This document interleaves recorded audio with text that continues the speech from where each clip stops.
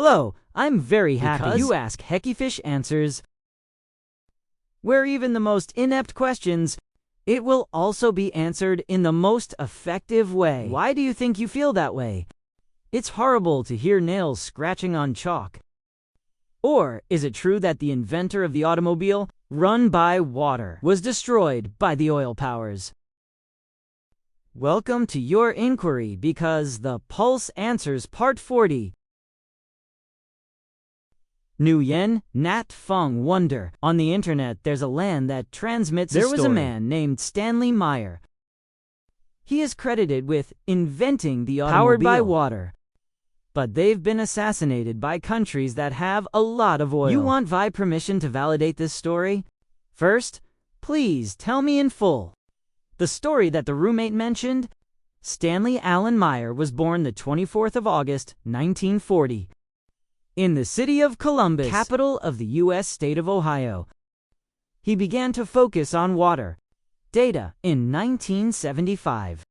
1 year after the ban Organization of the Petroleum Exporting Countries APC Arab mines for the United States and some pro-Israel countries in the Arab-Israeli War 1907 BA lifted the ban. That basically drove the price of oil. The world increased by nearly 300%. It's higher than that in America.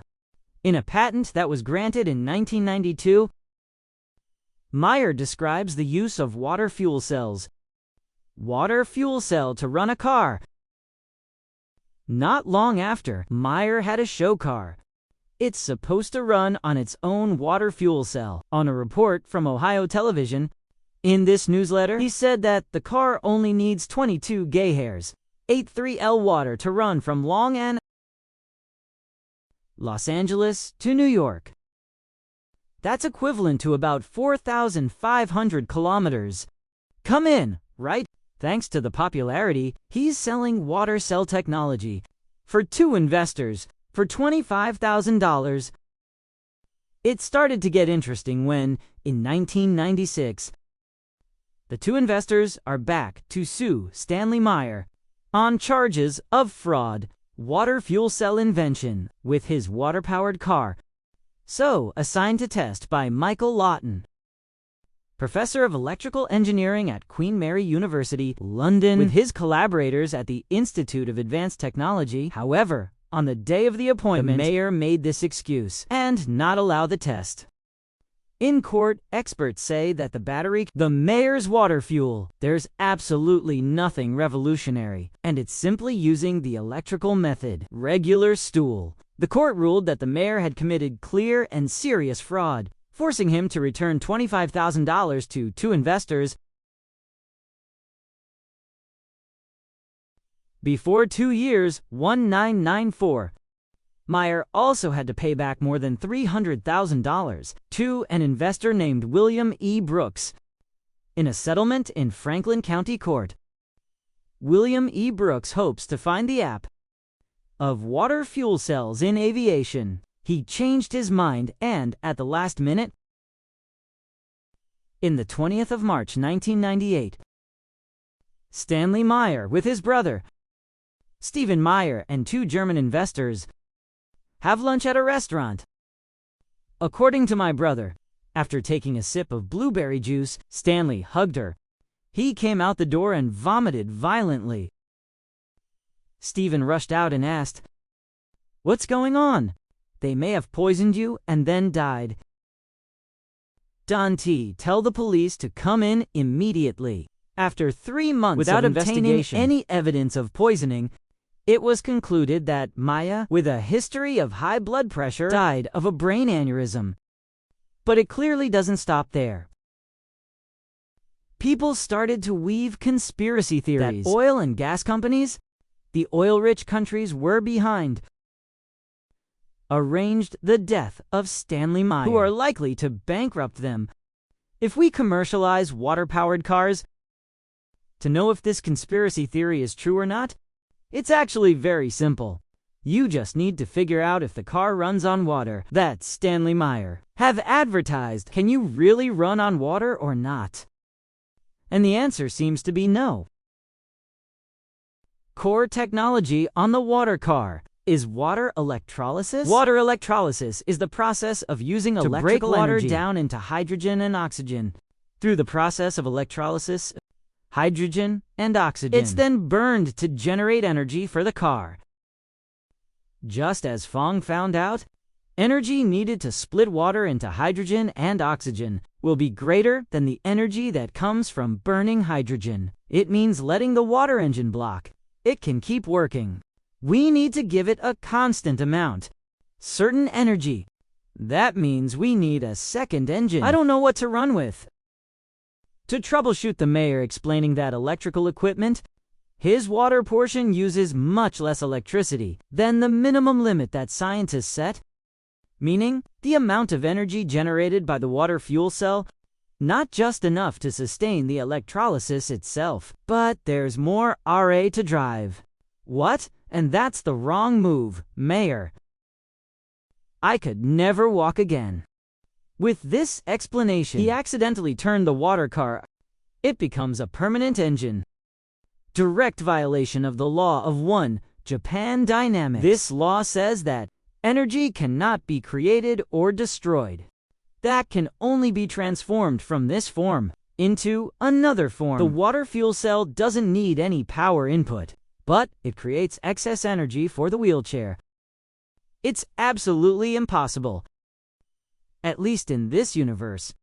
You can find out more about 9 permanent engine models in VFX video number 332. Maybe there's no need to say anything else here.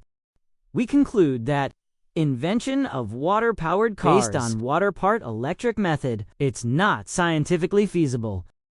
To give more persuasion, patent on fuel cell, Stanley Meyer's water protection has expired. It has been in the public domain since 2009. It's the common property of all mankind that any AI can use to build a car that runs on water. However, there has never been an engine manufacturer or any vehicle in the world. Each one uses it in their product. Then, according to you, oil and gas companies and governments, to assassinate Stanley Meyer for something.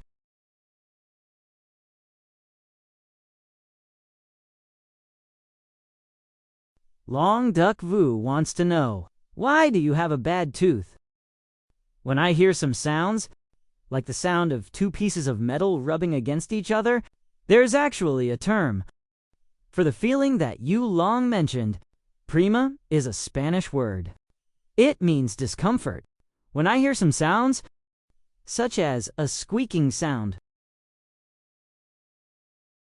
the sound of nails scratching on the chalkboard, or the sound of a razor on a plate.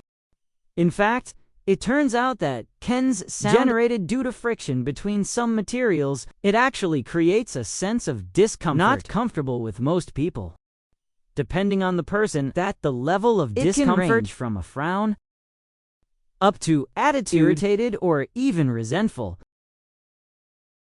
And maybe you don't believe it, but they've done a lot of research to explain this phenomenon. In 1986, BA researcher was Randolph Black. Dale Hopkins and James Hewlett-Brand has simulated the hand scratching on the board and some other annoying sounds. And then they're removing the high and low frequencies, respectively. Then give it to the volunteers to see who's causing the discomfort. The result is quite surprising. When the cause of the discomfort, it's coming from the middle frequency band. It's not high frequency, like everyone thought it should be. This study brought back 3 scientists Nobel Prize in Acoustics in 2006. Just in case you see it. Then, Ex Nobel is a satirical prize, a cover version of the Nobel Prize, awarded since 1991. For extraordinary scientific achievements. Banal names.